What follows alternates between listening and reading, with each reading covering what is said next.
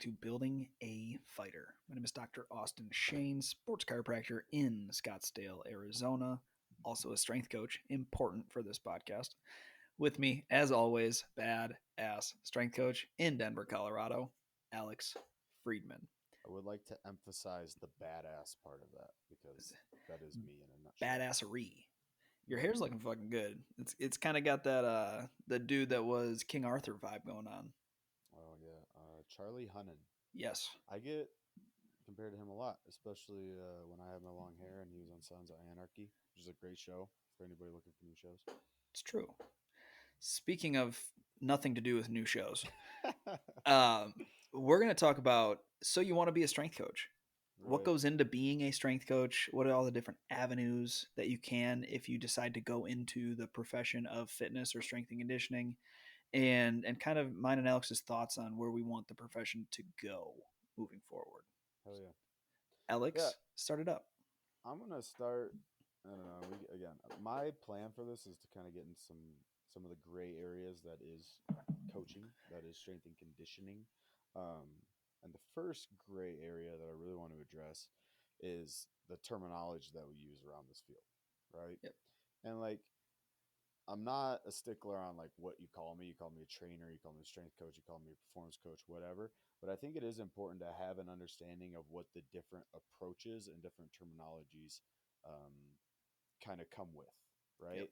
Um, First off, if somebody calls me a trainer, I know they're uneducated to the field, right? Yes. Like Yeah. he's a trainer. It's like, okay, well, I'm going to give you my best and I can be a resource for you, but you don't know what it means to be a strength coach. And you're just unknowledgeable in the field, which is great. Right. Like, And do you our, notice nobody likes to be called trainer? Like athletic trainers despise being called a trainer. Like I had a guy that was one of my practicum directors. If you called him a sure. trainer and not an athletic trainer, oh man, it was a shitstorm. And then same thing with strength coaches. Strength coaches, if you call me, it's literally, I've had athletes that are on the phone. They're like, "Yeah, I'm with my trainer," and I'm like, "Duff, who the fuck are you talking about? Like, it's not me. It better not be me you're talking about. I'm a Oh man. coach." Fuck yeah. That is something I used to get really up in arms about, but now I don't give a shit because again, if you're calling me a trainer, you don't know what I do anyway. So It's fair. there's a communication gap there. And so if I really care about what you're calling me, then I'm gonna have to educate you and you're gonna have to respect me a little more. And then there's Yeah, just human ways to interact and talk that out rather than me getting offended. it's true. Which is a So key point there you go. of That's being gonna a be coach. yeah, gonna be a big point later. Secondarily, if I'm called a strength coach or strength and conditioning coach, again, I don't really care, but I think that's a pretty limited view on what I do. Yep. Right? What I do is if you're a strength coach, okay, he's coaching me in the weight room, trying to get me stronger, making me lift weights, right? Or if I'm strength and conditioning coach, then I'm grinding into the ground, we're pushing sleds, we're doing hard shit, right? Like I think that's the traditional view of a strength and conditioning coach. I think about that a lot in like a collegiate setting. That's Mm-hmm. kind of your bread and butter there. My preferred pronouns, no, my my terms, Jesus. right there we go.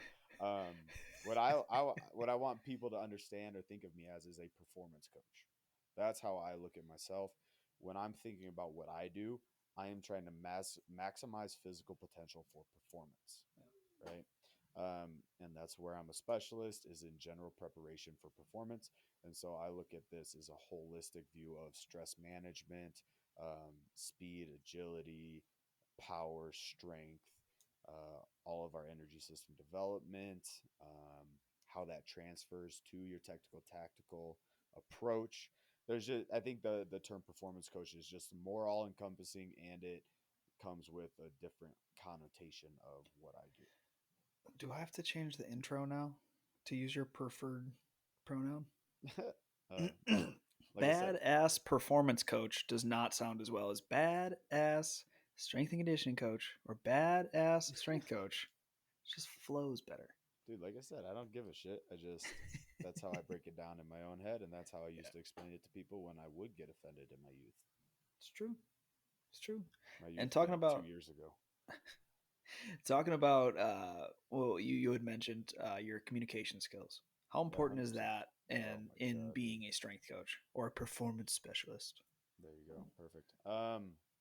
Yeah. Again, I think this is primarily a problem for the kid that identifies that they want to be a strength coach in college or really early on. It's like, I like lifting.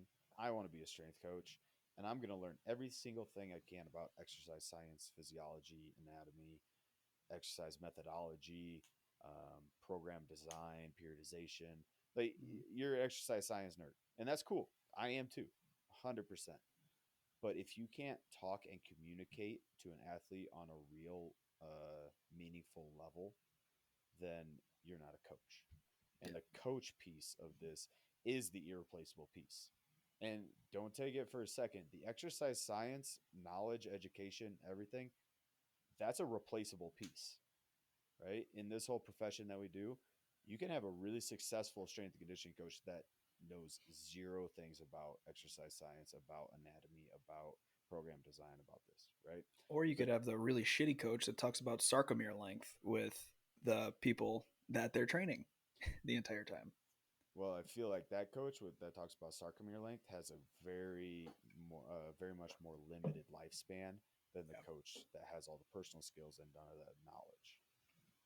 Well, So, because it would get, if you are that person, right? It's going to get frustrating having to explain and see a blank stare when you start talking about the mhm, intricacies of exercise physiology or anatomy and physiology with the person in front of you, and it just would get so frustrating. So the lucky thing for that is those types of people typically will weed out if they don't learn to adapt and build some communication skills, which actually is one of, I think, probably one of the big three skills for being a performance coach.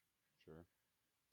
I totally agree with that. I think, um, in my coaching development, one of the things that didn't blow my mind in the moment, but as I reflect, it's like, holy shit, that's how I coached for 3 years.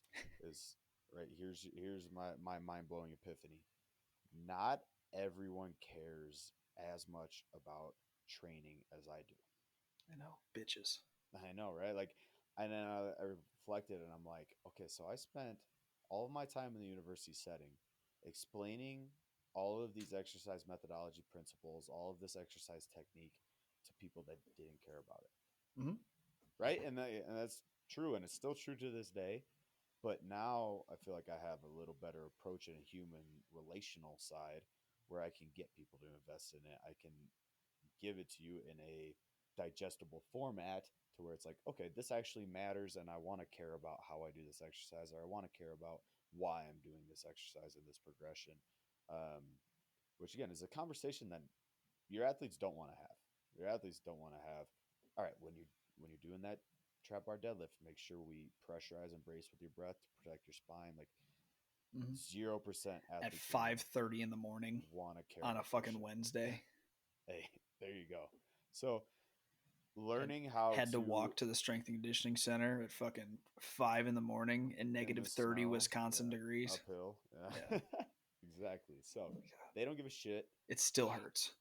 How can I communicate appropriately with this athlete, get them to quote unquote buy in, care about what they're doing, accomplish my performance goals and their performance goals, right? Like, again, irreplaceable coach, irreplaceable piece of coaching, Austin. So how do you approach that in your communication and like human side of the coaching profession? Well, for me, it kind of comes down to having real conversations with the athletes, Yeah, and not just saying you're doing this amount of sets, this amount of reps for this exercise right here. yeah. It's what happens between the sets and reps is what makes the biggest difference for me and what allows me to connect with my athletes and make Mm, not just athletes that I coach, but also people that I would consider a friend or at least a very good work colleague. hell yeah. Um, and so many coaches focus on setting up the next exercise or making sure everybody else in the gym is okay and checking on like the status of the gym instead of focusing on where you're going to actually probably make the biggest difference, which is talking to the athlete in front of you. And then as soon as you finish that talk and that communication factor, going on to the next athlete and spending a little one-on-one time with, and then to the next athlete Hmm. spending a little bit of one-on-one time, because most coaches in reality aren't in a one-on-one setting. Most coaches have multiple athletes, and if you don't have a way to connect with each and every one of them, you're always going to look around the room and at least have 1 to 2 people checked out. 100%. So I mean, for me, it's that it's being able to talk with them, ask them about their kids. Like I just one of my like Adam Stewart, he just had a beautiful baby boy a couple days ago, Yeah, and yeah, he literally came in today, and we just shot the shit about him being a dad for the fourth time, and what's changed, what's different about it. Like, do you feel different at all? Shit like that, and yeah. seeing the smile on his face when he talks about his family, that's a cool moment, and it also builds a bond to where that athlete is bought in to me, I've bought into Mhm. him, and if I'm going to coach somebody like hard, for example, he knows I'm going to do it from a place of love or from a place of friendship. Dude, absolutely. And that's where you get your like real. That's like your reality check, right? Like the way I kind of think about that is like how many people spend time playing the role of a coach Mm-hmm. versus being a human, you know. And it's like when you genuinely connect with people, that's where you can actually make a difference in their life, right? That 45-minute talk you had with Adam about his kid, it opens so many more doors for you and him to grow Mm-hmm. together, right? And that's the beauty of being a coach, right? Like I had that recently with actually a really similar situation with one of my rugby athletes, Stephen O'Malley, who is one of the most consistent hardworking athletes that I've had over the last 3 or 4 years. um, and like and he's been super inconsistent the last month Yeah. because he had a kid, right? But when he comes in, we connect on that, and we had a recent talk where it's like, hey man, like I know that we've really only hang out in the gym. That's really the Yeah. only time I ever see him. He's like, but like you're one of my coach's friends, and that's a cool relationship, right? Like Mm-hmm. you get to experience more than just the like, hey, do this exercise for this amount of reps, and then do this thing and do that thing, right? Mm-hmm. Like Well, you, what's cool is there's so I don't know if it would translate to fitness, but there was a study, and they did surveys on different things that help people in healthcare. sure, And the number three thing of opta or of it was a outcome measure. So the number three thing that led to a higher outcome measure was liking your doctor. yeah, hell That yeah, was that was one of the top three different cases or key objectives to actually getting better. I yeah. would assume it's a relatively similar principle for being in strength and conditioning and performance. Well, again, that goes back to one of my principles is like happiness is a piece of health, Yep. right? Like if I don't like going to strength and conditioning and I don't like my coach, I'm not going to show up 100% and give 100%. I think Mm-hmm. that's 100% true. The same way as if I'm not a happy, healthy athlete, I'm not going to be a high performing athlete. Right. Yeah, I think that's the rule for the majority, and I know you have a different take on that, but I think that's the rule for the majority of people. If I'm in my personal life distraught and depressed, it's going to be really hard for me to go out and perform at my best. Yeah. I think But, outliers are can be good examples of performing well despite a messy home life yeah. or mess or whatever. But if I'm not happy about going to strength conditioning, and I don't mean this in like a frilly, like, oh, giddy, like I get to go to the gym type Yeah. of way, but like, all right, fuck yeah, I'm going to go get after it with my dude Alex, right? If I don't have that approach with some of my athletes coming in the door, then the intensity, then that thing that we're paying attention to, the room feel, the Mm-hmm. environment, the atmosphere, that's 100% not going to be there, right? And I really like what you said earlier when you're like coaches that pay attention to that, they're like putting the cart before the horse, Mm-hmm. right? It's like I want to create a high intensity environment and I got to act like this to create the high intensity. It's like no, that environment comes from your athletes. It doesn't come from you, Mm-hmm. right? So it's like, and that's where you see, or that's where I've seen really high level coaches, whether it be strength and conditioning or sport coaches. It's like that's where they excel is providing opportunities for their athletes to set the standard environment and then watching it. Mm-hmm. Like I tell people, like one of the things you should be as a coach is somebody that can make your athletes feel like a superhero. Hell yeah. Like it, and that's why like when Augie said that, like what's your superpower, like it connected because that's a Mm-hmm. thought of mine, and that doesn't mean gaslight your athletes and tell them false false things that are going to make them actually fall on their face. But it Mm-hmm. does mean that you don't have to be a hard ass and talk not talk shit, but talk down to athletes all the time as a coach. You should be making them mentally feel as strong and as confident as possible as their body should be feeling when they're trained with you, Yeah. right? And there's so many studies out there on positive reinforcement versus negative reinforcement, and positive being almost exclusively better. But so often the coaching role has to take on that negative aspect, Yeah. and you actually make the athlete feel worse mentally but getting better physically. Where if we can just change that stimulus you're giving, or change that feedback, and be positive and make them feel like a superhero when they're in there, and congratulate them when they do something good. Like if somebody hits a really good deadlift, I always give them fucking knuckles. I'm like, fuck yeah, that's exactly what I'm looking for. Just like that every time, and you're going to be perfect. Like that makes an athlete smile.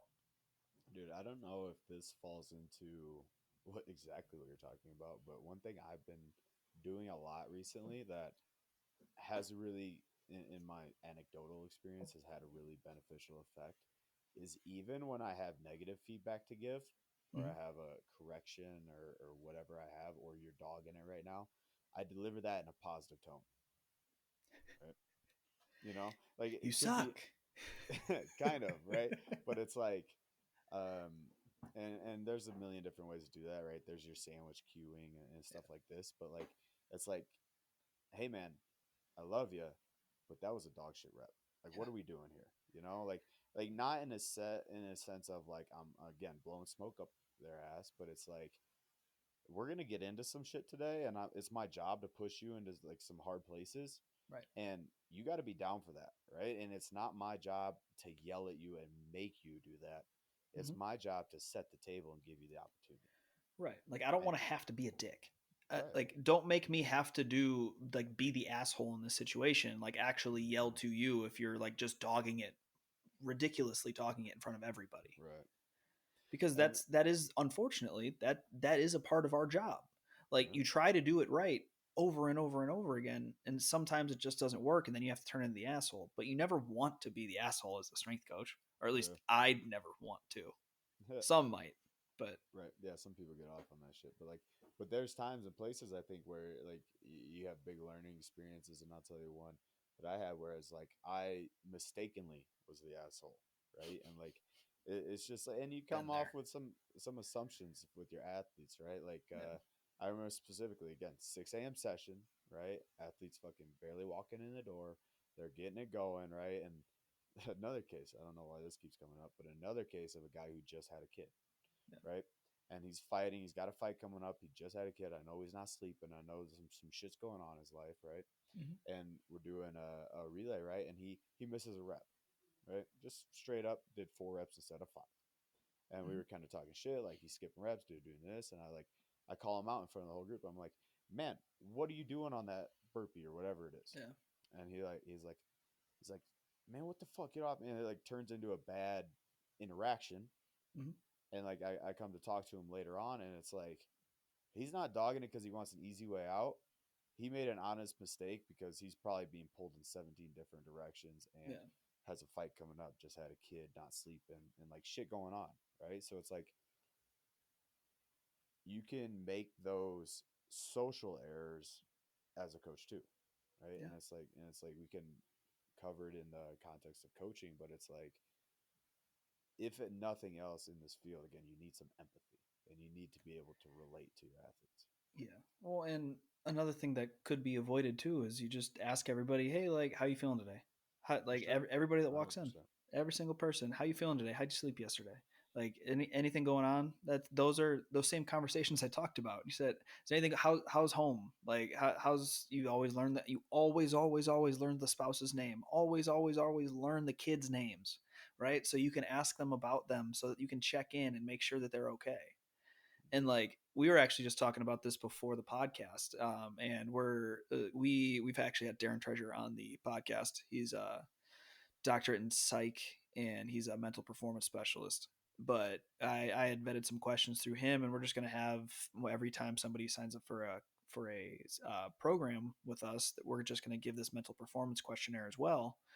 And one of the questions that is fucking awesome is who are the three key people in your life, right? You should Yeah, know that in every way, shape, or form because that's how you can relate to that person in front of you. yeah, I totally agree. And like, and it goes so far too. Like, are you being real? And like, I made this mistake early on too. And my coach was like, okay, set my mentor in my internship tells me I need to relate to my clients better, to my athletes better. Okay, I'm gonna ask the question, but I actually don't give a shit, right? And like that Yeah, shit happens too. Like, bro, I've been and there before. 100%. Yeah. Even like the other day, I had an athlete come back, um, and like not an athlete that I coach a whole lot, but like somebody that's been around the gym, and I know their name, they know me, we've had some good conversations, and like he comes up and it's like, oh, what's up, man? What's up? How's the kid? It's like, Hmm. who the fuck are you talking to? I don't have a kid, right? And it's like it just like sets that standard of like, Yep. okay, so you were checking the box, we weren't actually connected, and like, and so like you can see how your athletes feel that way too if you're not genuinely connecting with them, Hmm. right? And then another really recent example is I was talking to one of my friends who's a fighter and I coach.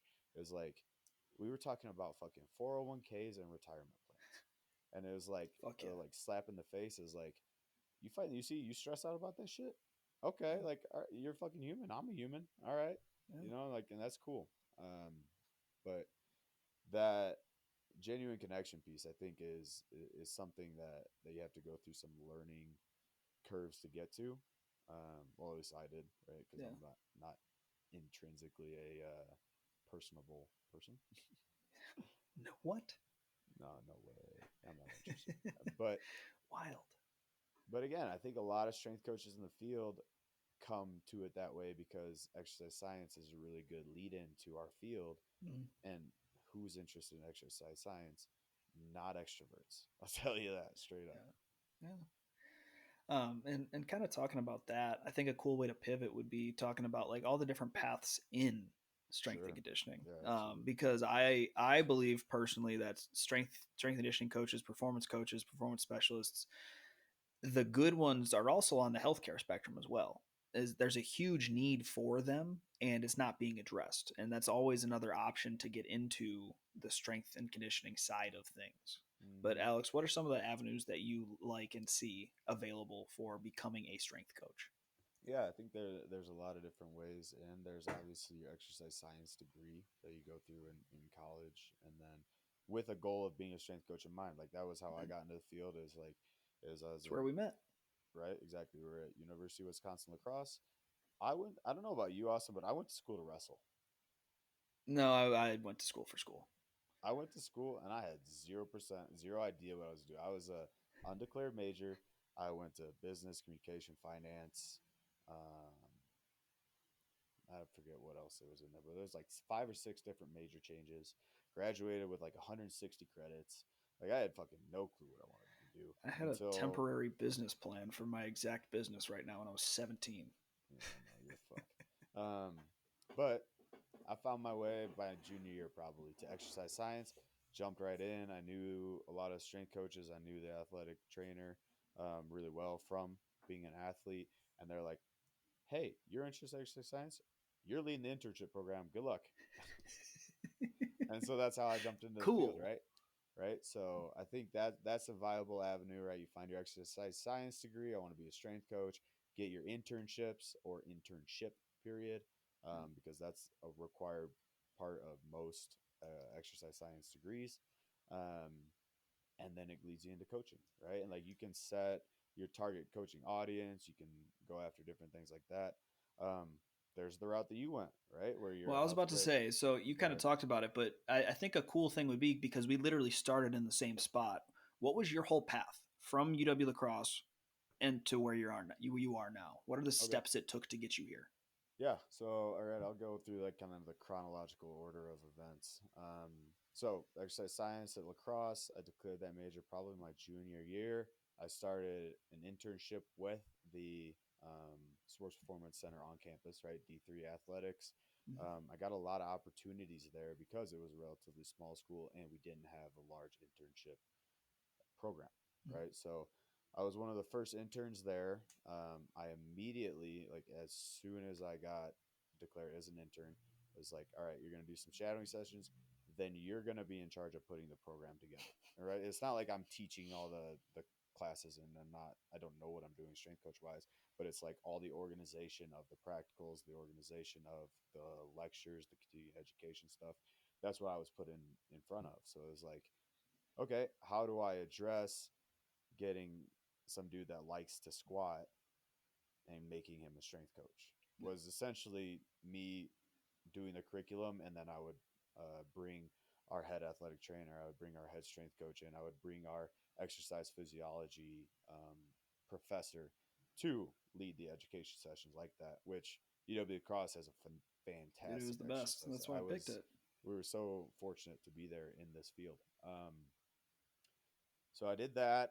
I started as an undergraduate intern. I rose through the rankings. By my senior year, I was the head of the wrestling strength and conditioning coach, essentially.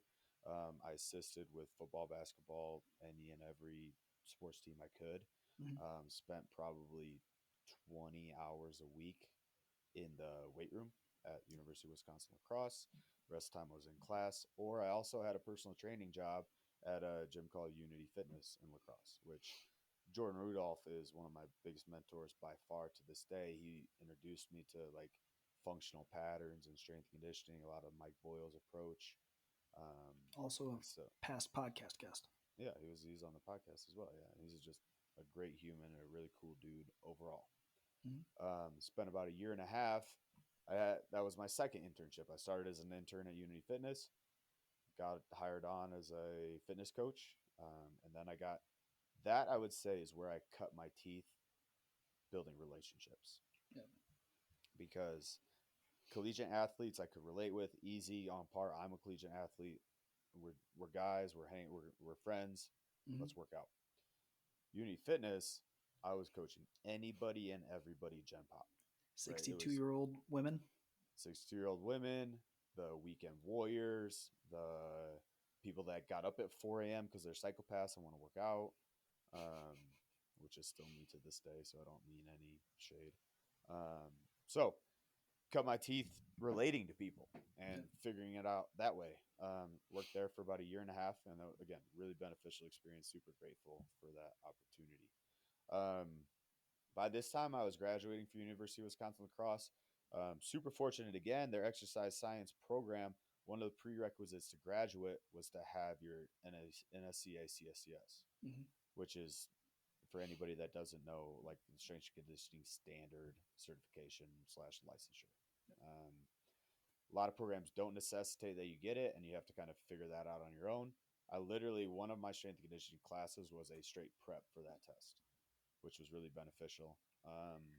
Another really cool part of UW La Crosse, which I know I'm getting in the weeds here, but one of our primary instructors had the view, which I don't know is super accurate, but had the view of if you can teach general fitness clients to train like athletes, they are going to be healthy. Mhm. And so all of my general fitness classes became strength and conditioning classes. So that was cool. From there, applied to a bunch of different internships, got some here and there, but I ended up deciding to go to a sports performance internship at the University of Denver. Um, I did a summer long internship there, assisting with all 16 of their NCAA Division One sports. I really kind of keyed into rugby, diving, volleyball, and lacrosse. Were kind of my main responsibilities, but I got to see at a Division One level and a very alternate approach to strength and conditioning, which is where I kind of get the sports performance approach. Mhm. Is no real heavy barbell movements, no axial loading, no Olympic lifting variations. Again, diving deeper into a lot of plyometric, a lot of risk management, a lot of maximizing performance and minimizing risk. Um, and that was one of the places that I saw a premier example of a unified training approach. So it was Mhm. like from the top down, the head strength and conditioning coach to all the assistants, to the graduate assistants, to the interns. This is our um, this is our philosophy of strength conditioning, of human movement, of sports performance per se. And Mhm. so got a lot of skills there. They eventually hired me on as a graduate assistant, spent another year there coaching as a graduate assistant and attending graduate school. My master's degree, which is in sports psychology with emphasis in strength and conditioning, um, ended up mostly being a sports sociology degree where I studied a lot of how did the strength and conditioning field come to be, what's the historical context of it, um, and then how can we affect um, teams as coaches, right? Mhm. What is being a coach? What is the profession of coaching? Um, and that was a really cool perspective per se because it was a master's in the arts. So I got a lot of let me say this right because I haven't been to school in a couple of years here, where we got a lot of qualitative data and qualitative study, not quantitative um, numbers and statistics. Right there, you go, got it right. So, being a graduate student at the University of Denver was really cool because it was an all online remote program, which was really convenient during COVID. Um, and I got to travel for all of my internships. I got to do a bunch of different locations. So, after a year and a half at the University of Denver and working for their sports performance program, I went to the University of Colorado, worked with their football strength and conditioning program. I was an intern there. Um, could not ask for a bigger contrast to the University of Denver. University of Colorado, very hard nosed, ran a strict Olympic weightlifting program. So it's like everybody gets lifting shoes, everybody front squats ass to grass, everybody hits power cleans. And my summer that I was there was the very first year that they didn't teach snatches, which seems silly, right? But Yeah. that was the first year that they incorporated a trap bar deadlift and that they didn't teach snatches. So even the sports performance model rather than strength and conditioning was starting to catch on there. Mhm. Spent a summer doing that. Then I was looking for another opportunity. I had one semester of school left, so I volunteered at the U.S. Air Force with their football team for 3 to 4 weeks, and that was truncated because of my opportunity with the UFC Performance Institute, Mhm. which I had applied for a couple different times. I finally got in as a strength conditioning intern, which was a major step up in my education and in the level of coaching that I was doing. So, moved to Las Vegas for 5 months. Um, Worked there. That was honestly the best professional environment I've ever been on. Right. Mhm. I don't know if a lot of people know, but strength and conditioning in the collegiate sector, you are a slave to the athletic team's schedules. Yep. But UFC Performance Institute was a 9 to 5 job, and that was fucking phenomenal. And it was very integrated. Was the other biggest key that I picked up there. Finishing up my graduate studies and essentially just doing practical hours at the PI was really cool. And then I got to see what at the highest level a interdisciplinary approach to strength and conditioning looked like. So we had our physical therapy clinic, I guess, literally a door away from the weight room. Literally up the stairs was mats and technical tactical preparation area. Across the hall from that was nutrition and dietetics. And then in the same office was athlete relations, and now they've added a wing for Mhm. mental health and mental performance. So I got to see if you're an athlete at the PI, we're not only going to train you strength conditioning wise, we're going to give you the best physical therapy approach and correct any existing injuries, which if you're in the UFC, you have existing injuries, period. We're going to approach you from a dietetic window. How can we feel you the best for your training, for your weight class? What's our approach in that regard? Um, and more importantly, we're going to meet every week so we can tie it all together. We can give you a genuine sports performance and holistic paradigm of health approach. Um, okay, from there, so since we're continuing to go here, and I'm glad Austin, you can sit there and listen to me talk for this. Um, from the UFCPI, I moved back to Denver. That's where my wife was. That's where we wanted to establish ourselves. And so I got a job at a place called Outlaw Oh, pause Sport. for a second because I do have a question. So for the people listening, so that was a lot of internships. 100%. Um, do you think it was necessary to do all those internships? To be the level of coach I am, yes. To get the job I have, no.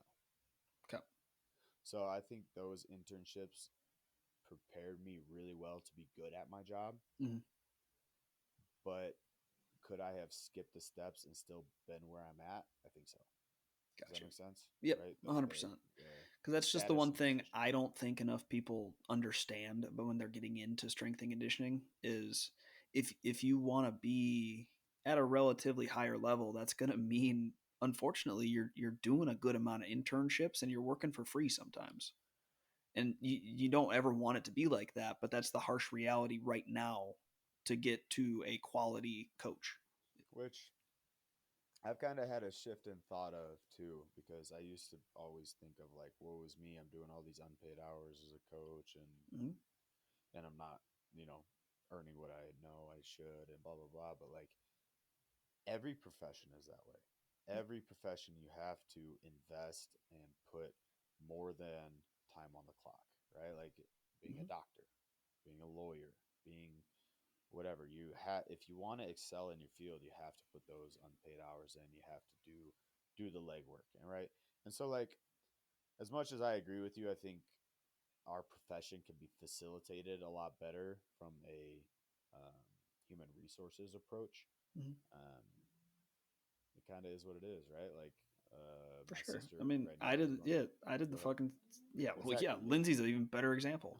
Like She's I gonna be a only had to do doctor it one for day. a fucking year and a half. I think she had to do it for what she's going on 5 years now. Yeah, so you're gonna grind, right? If you want to be good at your profession, period. But yeah, that was I think last time I counted, it was a total of like 6 unpaid internships across 2.5 years, Yeah. right?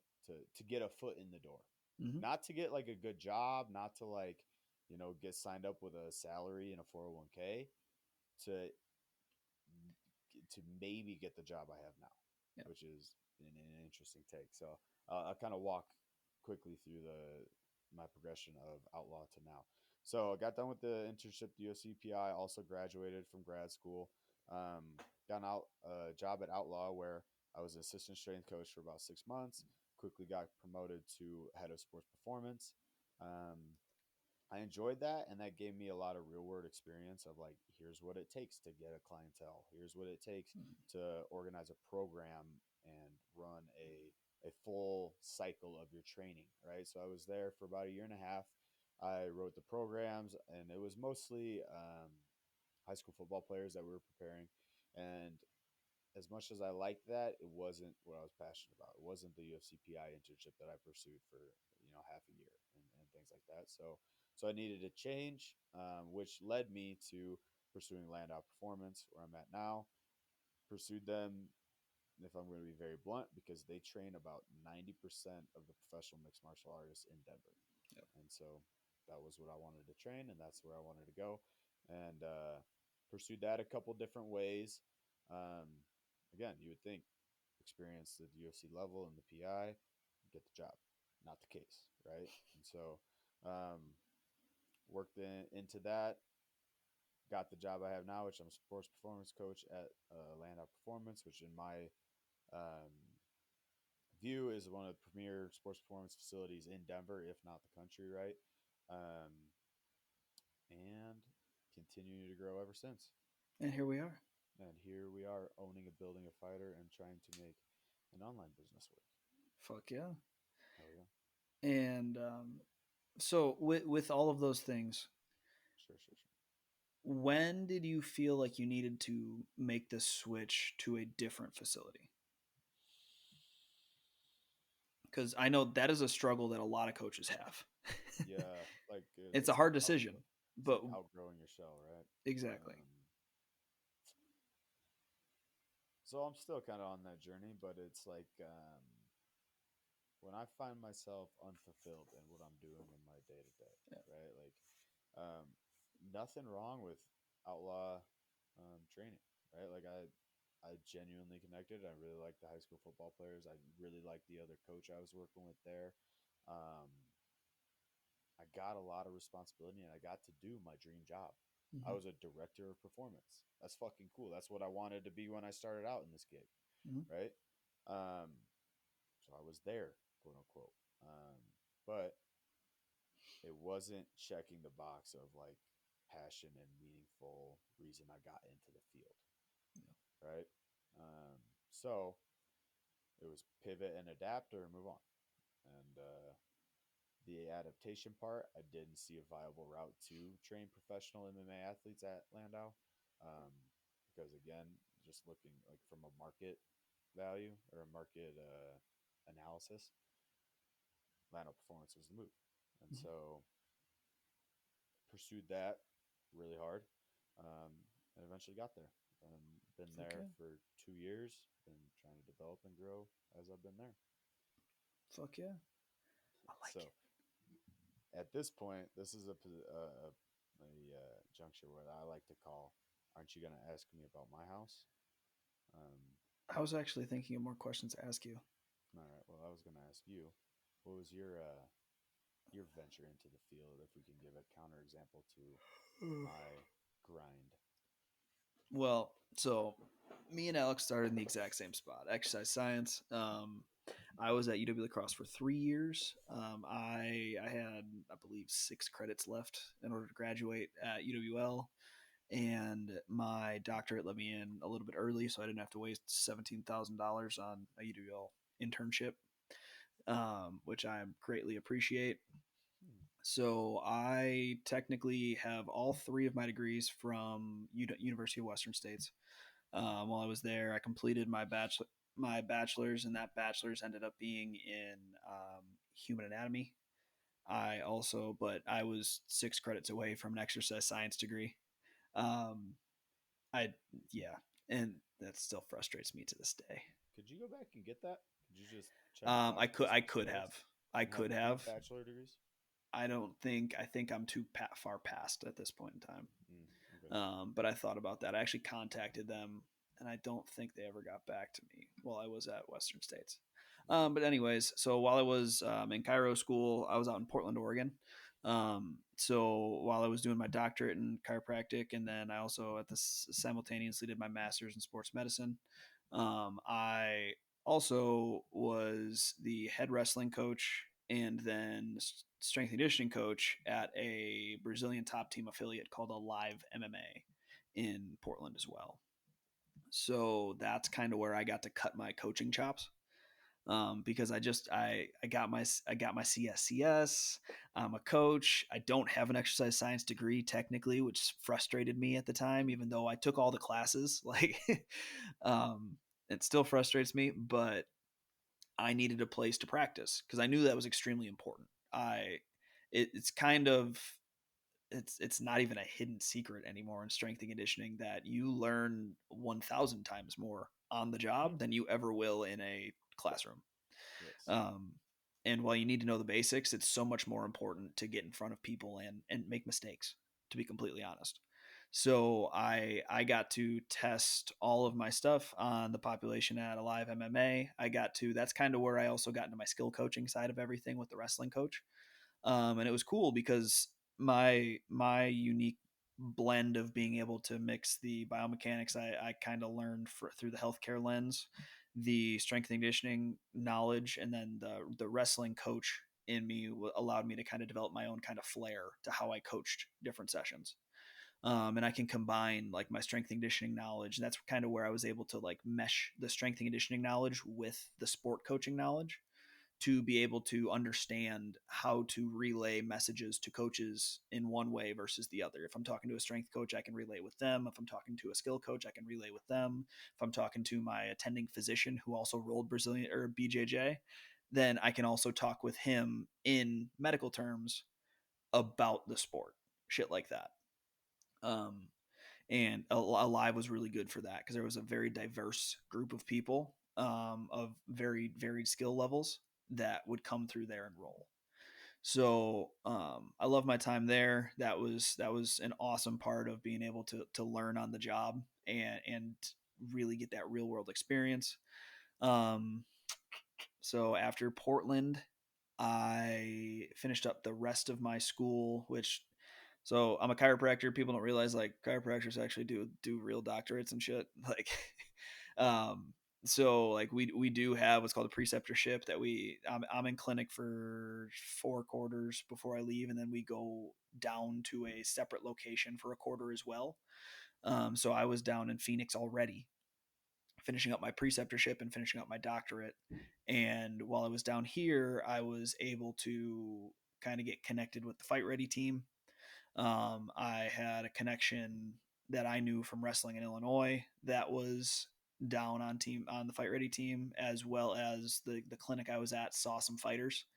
And I was working on one day, and he saw my cauliflower ear, and he asked like, "Hey, do you want to come up to train at the Fight Ready practice?" And I did that and trained with them, and fucking loved it. So that was my kind of into MMA and MMA strength and conditioning, because I would get to work on those guys, and there was a little gym in the back, so I do their rehab, and my rehab is just strength and conditioning for the most part, anyways. Like it's strength and conditioning with little baby movements for the most part.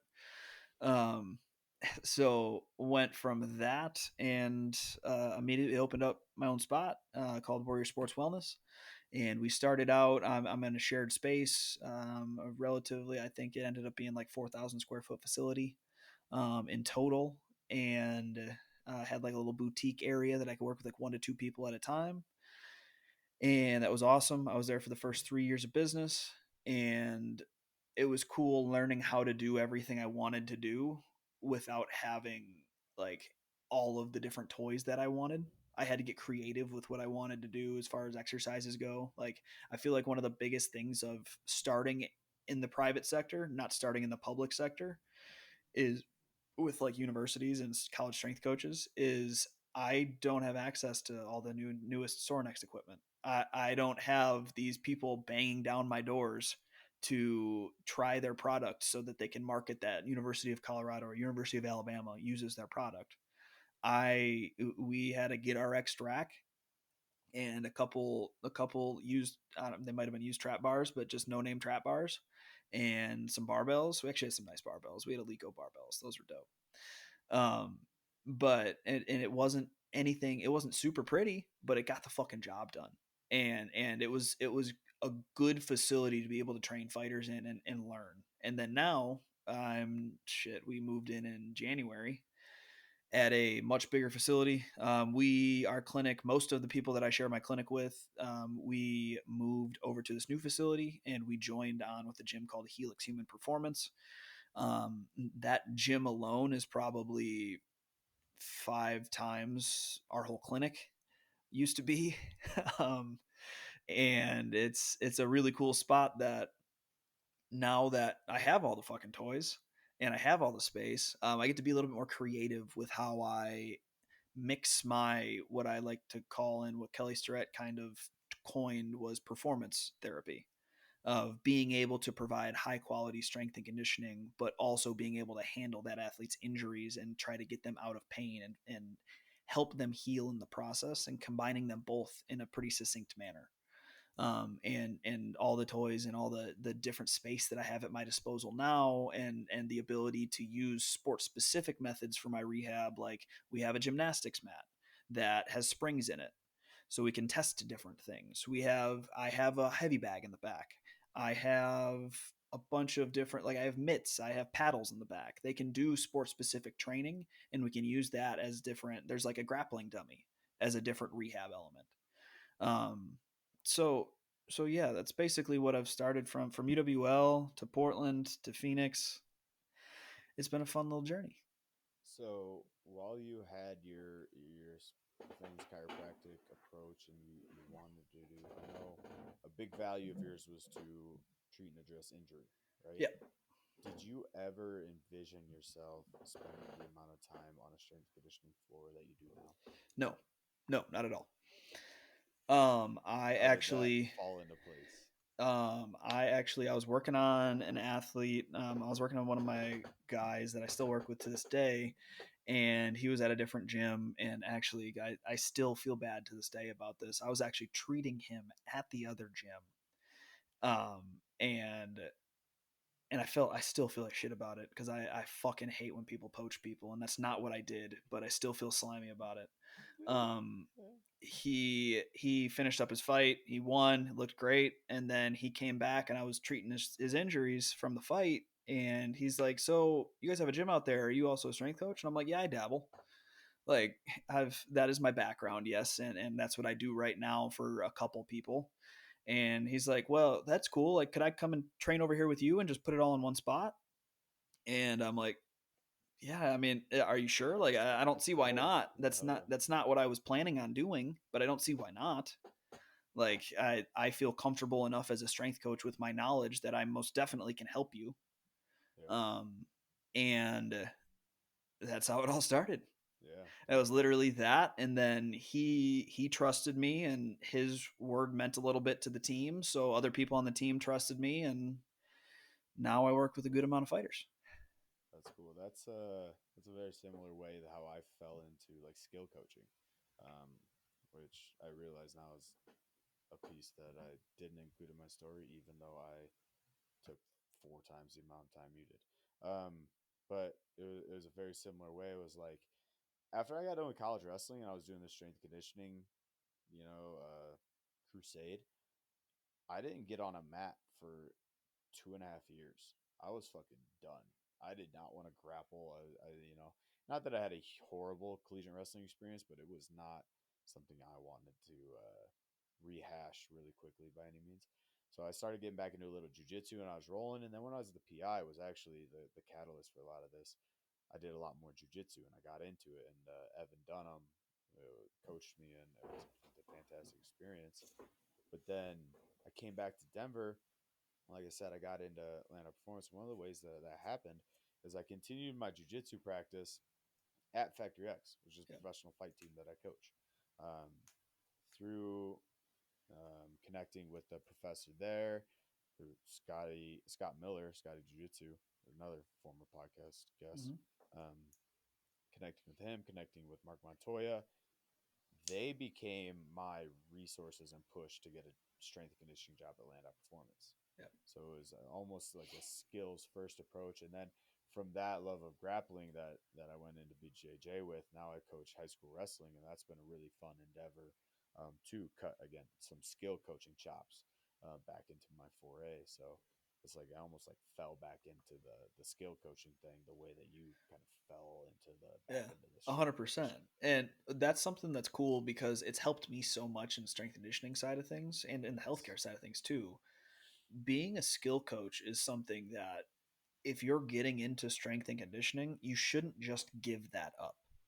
If Yeah. you were also an athlete that excelled in a sport, even if it doesn't have to be the professional level, it could be like your fucking little brothers playing baseball, or like you volunteer at the high school as a wide receivers coach or something like that. Like, Yeah. this is something that helps you become such a better coach because you learn how to communicate more efficiently. 100%. It's like something I always wish I did is bartend, because it develops such good people skills, because you just Yeah. see an array of people every single night, and they're all different, and they're all got their own different shit, and they're all from the all over the different country in the world, and you have to learn how to connect with all of them in a way that is beneficial to their time so that they tip you more. That's the entire profession, Yeah. and that's such a useful skill. It's the Yeah. exact same way, it's the exact same thing for strength and conditioning is being a sport coach. You learn how to use your words and use kinesthetic cues to get the athlete in front of you to do what you want them to do. Well, we've kind of hashed over that in a couple of different podcasts, but like being an athlete, first off, as in a sense of like have or knowing and having some of the skills you can share with your mixed martial arts athletes is huge, and then being willing to learn the new skill is a huge thing. But then, like skill coaching, like you said, it gives you another avenue of connecting with your athletes, Mm-hmm. right? And like you get the context not only of the sport but the associated culture, right? Because that was another learning curve I went through at the University of Denver. I got assigned to the men's lacrosse team, and that was a really cool assignment. Being from Illinois and Wisconsin, guess how many games of lacrosse I'd watched in my life? Zero, Oh shit, I was not even one. I came into that and I was like, holy shit, what is this sport? wrong. And now I'm training a top five team in the nation at it. Yeah. And so it's like it's a sharp learning curve. And not only the point of that is not that I had to learn the sport, I had to learn the associated culture within Yep. because coaching the lacrosse guys, and I don't know if anybody else has experience coaching lacrosse guys like you coach football athletes, does not work. Oh. 0%. Um, yeah. So you learn through, I mean, again, this is like pointing out the obvious, but you learn through every experience you have. Mm-hmm. And just because now I'm being a strength coach doesn't mean I can't apply that experience of being a wrestler, of being a skill coach. And so I think melding those things together is what our whole brand is built on, Mm-hmm. right? At the end of the day, it's all just skills. The more you practice them, the better you're going to get at them. And the more you get put on your coach's hat, the better you're going to be at being a coach, no matter what the context is. Oh yeah. No, I like that a lot. And like even when you're like putting your hats on of different roles you play, like you're still like one of the hats and like the body is you, right? Mm-hmm. And that is ubiquitous to everything that you're doing, any context that you're coaching. And I think that's really the glue that shines through in a small business, in owning your own business, in creating your coach athlete relationships. And I think that can be really the most meaningful impacts you make as a coach is not just, and it's like a cliched thing, but not just making your athletes perform better, but making them better humans, Mm-hmm. or in becoming a better human yourself in the process. Like, another cliche is like, I can't tell you how much shit I've learned from my athletes, not just they've learned from me. So, um, but yeah, coaching is a really cool profession. I mean, obviously, I think there's a lot more we can continue to talk about it. If we want to make this part one, I am more than down to do part two. I'm in. We can talk about this all day because I love my job. Yeah, there you go. But all right, so this is part one of becoming a coach. So, or do you want to be a coach? I guess is the proper title. I think the So title was "So You Want to Be a Strength Coach," but that one, details, yeah. details. So if you got to get in touch with us, all of our information is in the show notes. That's going to be both Instagram and email. We have strength and conditioning programs at our website, buildingafighter.com. We have customs, we got presets, we have memberships where you get a new program every 3 weeks, just updates instantly. It's right there. So all of that's available at buildingafighter.com. This is Dr. Austin Shane, Alex Friedman. and we are out.